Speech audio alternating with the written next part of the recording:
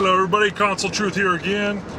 If this kind of looks similar to the road I was on at the end of the last video, it is. I decided to make a second video while I was driving just because I'm bored, and the drive I'm making to run a quick errand I've done so many times it gets fucking boring.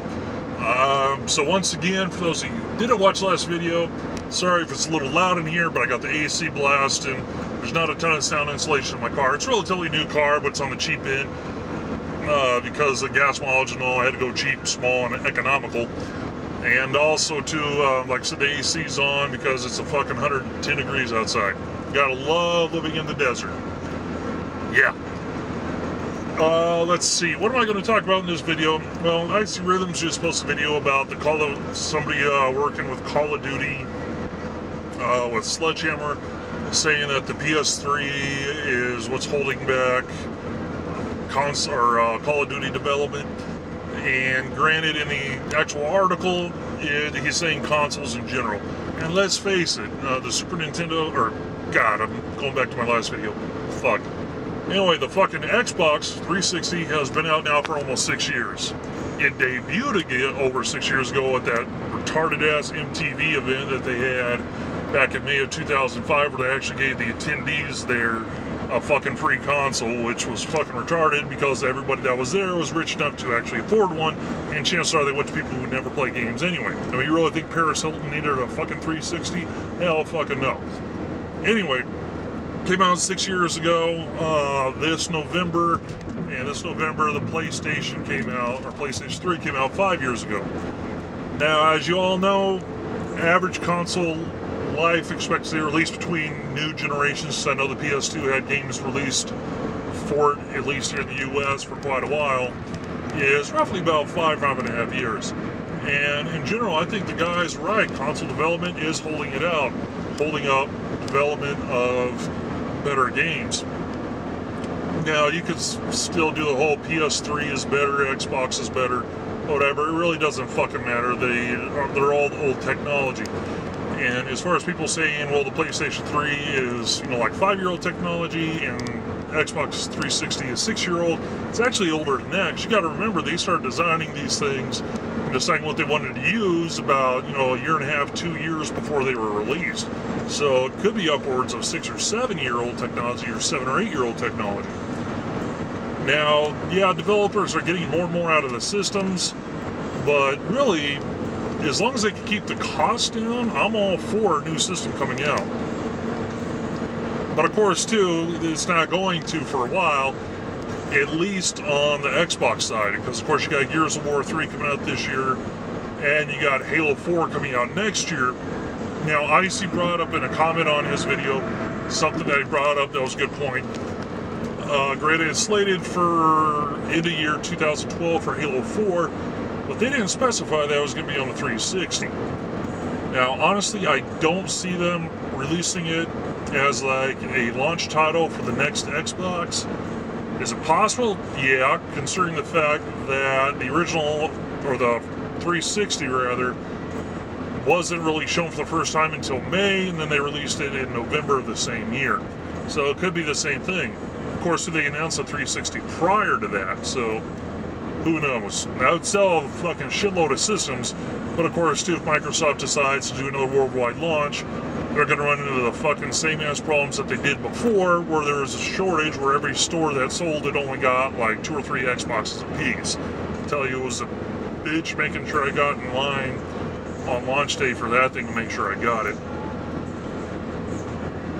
What are you going to do? Anyway, so if it is 360, there's no way in hell Microsoft, now they may announce a new console, but they won't announce a release date until probably holiday of 2013 at the earliest. And let's be clear on this here, most consoles, with the exception of handhelds like the 3DS released in March, which was fucking stupid, and the Vita, which isn't going to be released until like March of next year, or first quarter, they generally, typically, at least here in the US, try to launch around the holiday time, because they know that's where they're going to get the most people to buy it.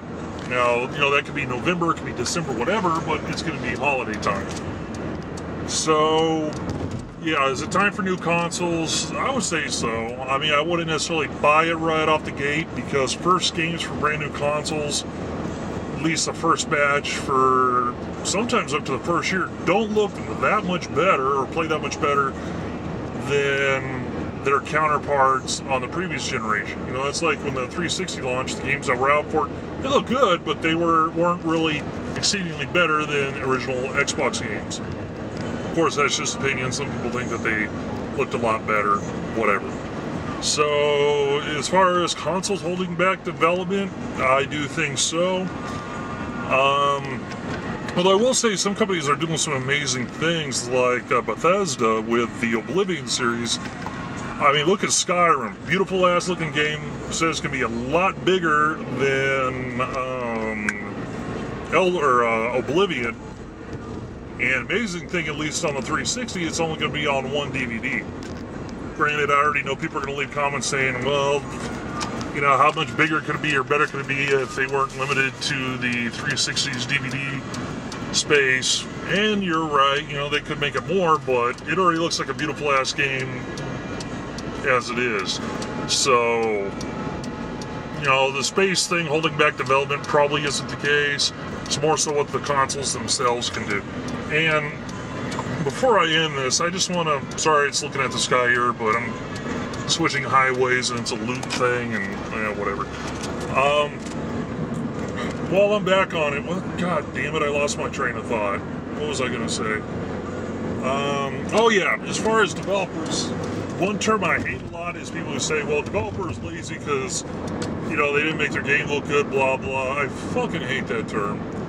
And the reason being is most people that are claiming the lazy developer thing, they don't know a goddamn thing about video games as far as the design, production, coding, and so on. I sure as hell don't. I'm not going to call a developer lazy. You know, being on the cheap side and wanting to make a fast buck, yeah, most definitely. But calling them lazy? Fuck that. You know, a lot of those people put in a shit ton of hours on games. You know, some, like there was cases with EA employees trying to sue them, saying that they were forced to actually take naps on cots there and stay there at the place 24/7 until the project was done. So I don't talk shit about developers unless it's an obvious money grab. Oh, and for those of you who are complaining about the Call of Duty Battlefield thing, that's the last thing I'm going to say on this video, that is that Call of Duty is the same damn game every year. You're right to a point.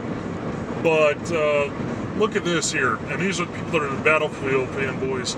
You do realize that Battlefield is going to be published by EA. Okay, so considering EA is going to be getting a chunk of the money from all the Battlefield sales, you're basically saying that you're okay supporting a company that does yearly releases with barely any kind of updates as well either, or just a rehash of the previous game. You don't believe me? Look at the fucking Madden series. I don't care what they say, or if they add some small twist to it like the truck stick or the hit stick or whatever. Fuck it, it's been the same damn game since what, Madden 06? Give or take, maybe Madden 07. Same with the NCAA series, the basketball series, and so on, the hockey. Well, I don't think they have basketball anymore. I think that's 2K is the only one that can do it. But they just release the same damn game every year as well, too, and y'all buy it up. Why I'm saying y'all when I don't live in the South, I don't know. Anyway, just put that in your pipe and smoke it. So, yeah, you can say what you want about Activision doing that with Call of Duty, but at least they have two different developers on it. But the bottom line is, by buying Battlefield, you're supporting that same exact practice. Yeah, maybe not for the same game, but at least for the same company. So, peace out, I'm done.